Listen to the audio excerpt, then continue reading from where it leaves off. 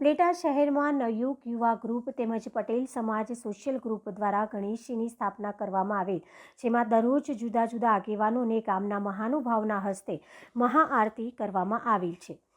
હિન્દુ ધર્મમાં ભગવાન ગણપતિની સૌથી પહેલાં પૂજા કરવામાં આવે છે અને તેમની પૂજા કર્યા પછી જ કોઈ પણ કાર્ય કરવામાં આવે છે। હિન્દુ ધર્મમાં ગણપતિજીના માત્ર એક નહીં પરંતુ 12 સ્વરૂપો છે અને કહેવાય છે કે જો કોઈ વ્યક્તિ પોતાની ઈચ્છાઓ કે મનોકામના પૂરી કરવા માટે ગણપતિ બાપાના કોઈ પણ ખાસ સ્વરૂપની પૂજા કરે છે તો ત્યારે ઉપલેટાના નવયુગ ચોક ખાતે નવયુગ યુવા ગ્રુપ દ્વારા ગણેશજી સ્થાપના કરવામાં આવી। ત્યારે નવયુગ યુવા ગ્રુપ દ્વારા ગણેશજીની મહાઆરતી કરવામાં આવી, જેમાં આમંત્રણને માન આપી પધારેલા મહેમાનો દ્વારા મહાઆરતી કરવામાં આવી હતી। તેમજ આ ગણેશ મહોત્સવના ભક્તો દ્વારા દરરોજ સવાર સાંજ આરતી પૂજન આરાધના કરવામાં આવે છે, તેમજ રોજ રાત્રે અલગ અલગ કાર્યક્રમ રાખવામાં આવે છે, જેમાં રાસ ગરબા, રામધૂન, સત્યનારાયણ કથા જેવા અનેક કાર્યક્રમો યોજવામાં આવે છે।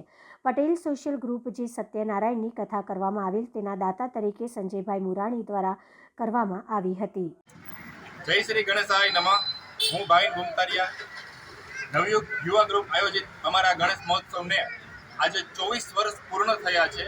24 વર્ષથી અવિરત આ ગણેશજીની સ્થાપના અમારું આ ગ્રુપ કરી રહ્યા છીએ। આવતા વર્ષે 25 વર્ષ પૂર્ણ થવાની ખુશીમાં અમે લોકો સિલ્વર જ્યુબિલી મહોત્સવ ખૂબ મોટા પાયે અને સમગ્ર ઉપલેટાના સહયોગથી આ કાર્યક્રમને ખૂબ સારી રીતે અમે અહીં આયોજિત કરવાના છીએ।